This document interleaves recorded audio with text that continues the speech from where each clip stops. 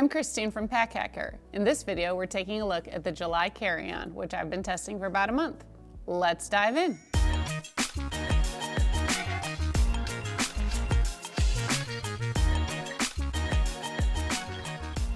The July carry-on is hard-sided luggage made with an aerospace grade German polycarbonate shell, which is a really long word to say nice and durable, not very flexible, no worries about durability that way. It has external metal bumpers on the corners for even more durability as long as you have this original version. The Essentials version has internal metal bumpers, so you're not giving up anything, don't worry about it. And before I move on, we're going to talk about the wheels just because they're already right here facing you and I don't have to flip it back around. You can see it says July and they are the silent move. They swivel so nicely. You can see like me just playing around with them. So they turn on a dime. They really are really quiet, so you can sneak out of your hotel room when you have the early flight and your friends get to sleep in. So they're happy about that even if you aren't. And basically they roll like a dream. I really, really like them. We've got a lot of July branding going on here. You see there on the wheels, it's here on the front, it's also similarly on the back. It's on the carry handles, which are here. We've got one on the side for like pulling it out of your trunk, and then we've got another on the top for pulling it out of the overhead bin. It's on the telescoping handle here on the button that makes the handle move up and down. It's on the zippers, which I forgot to click back into place here, but I will talk about them very shortly because this handle, you move that out of the way and you can see here is another piece included with the original, not the Essential. You save money and a little bit of weight by doing the Essential, but this gives you a little hidden battery bank, which is really great for charging your devices on the go with USB-A or C, and then it comes with a USB-A to C cord, or you can use your own, and you can charge it via either USB-C or micro USB if you still have one of those hanging around. It's rather large and bulky, so you may want to use your own if you prefer, but hey, it's there if you need it. Lastly, we have a YKK zipper, which locks in with a TSA approved lock.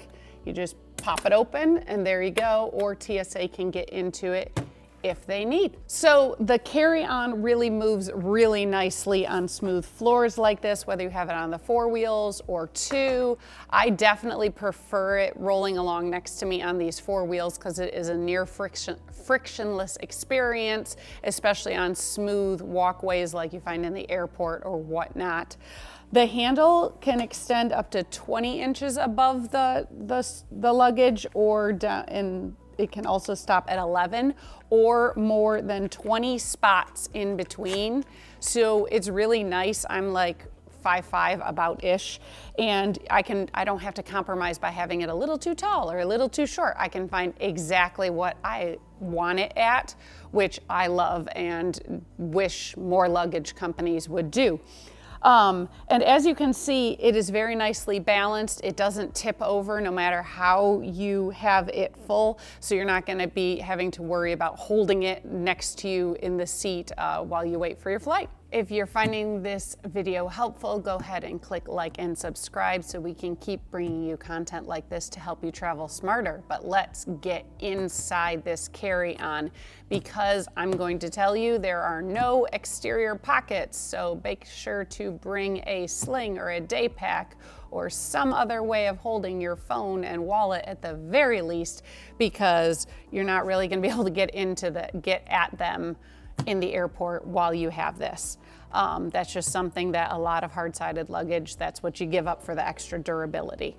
So we're gonna go in here again with that TSA approved lock. It's just so easy once you have your combination set.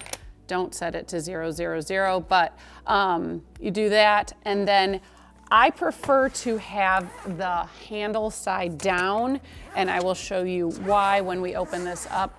But this is the one thing about that lock Like obviously you can put those zippers anywhere you want, but with the lock, they always have to be at the top. So then it is a little bit of a journey to get it undone there.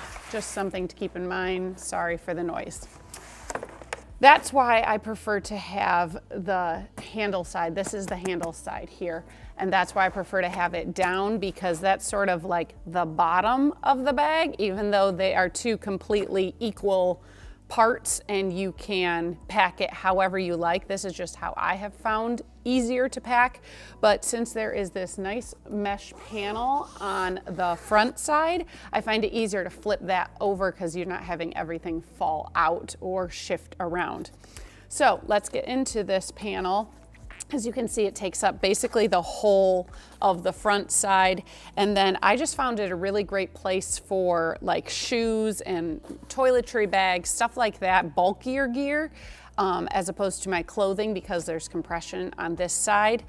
I know I don't have my shoes in pouches, but because they are contained away, I'm not really worried about dirt getting on my clothing because of how I have them packed like that. Obviously, you do you, put it in a plastic bag, especially if they get dirty. But this nylon liner throughout the whole bag is stain and water resistant, plus it's black, so it doesn't show a lot, so that's kind of nice. We do have, if you are vegan, take note, we have a couple of leather accents here, more July branding.